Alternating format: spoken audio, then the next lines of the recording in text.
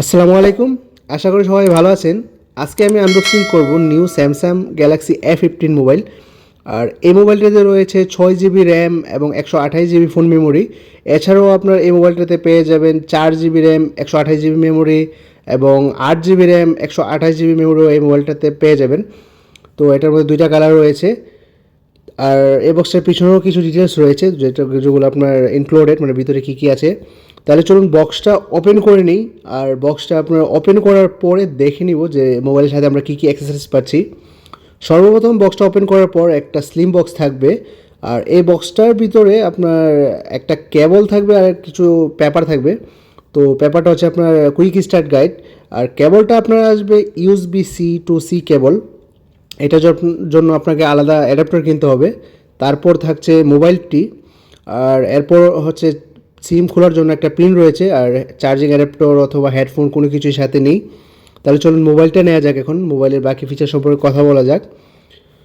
তো মোবাইলটা ওপেন করার পর এটার পিছনের লুকিংটা চেক করুন। দারুণ একটা লুকিং। এটা কিন্তু ব্ল্যাক কালার নয়, এটা হচ্ছে ব্লু প্লাস ব্ল্যাক কালার। দারুণ একটা শাইনিং দিচ্ছে, কিন্তু দেখতে কিন্তু দারুণ দেখাচ্ছে মোবাইলটা। এছাড়াও আমার কাছে এই মোবাইলটার আরও একটা কালার রয়েছে, যেটা হচ্ছে ইয়েলো কালার, এবং তাছাড়া আপনারা এটাতে ব্ল্যাক এবং ব্লু কালারও পেয়ে যাবেন এই মোবাইলটাতে। আর এই মোবাইলের আপনার ডান দিকে দেখতে পাচ্ছেন ডিজাইনটা একটু নতুন করেছে, এবং volume up down button plus power button, fingerprint button ডান দিকে দেওয়া রয়েছে।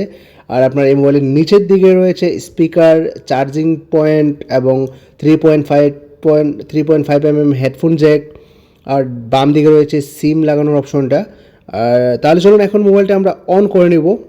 আর মোবাইলটা আমরা অন করার পরে এটাকে কুইক সেট আপ করে নেব। আর যদি সেট আপ করতে কোনো সমস্যা হয় আমার অবশ্যই কমেন্টে জানাতে পারেন।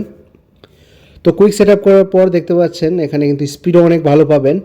আর আমি যদি মোবাইলের ক্যামেরার কথা বলি, তো ক্যামেরা দেখতে পাচ্ছেন অনেক ক্লিয়ার পাবেন, আর যেটাতে আপনারা 10x পর্যন্ত জুম করতে পারবেন ফটোর ক্ষেত্রে।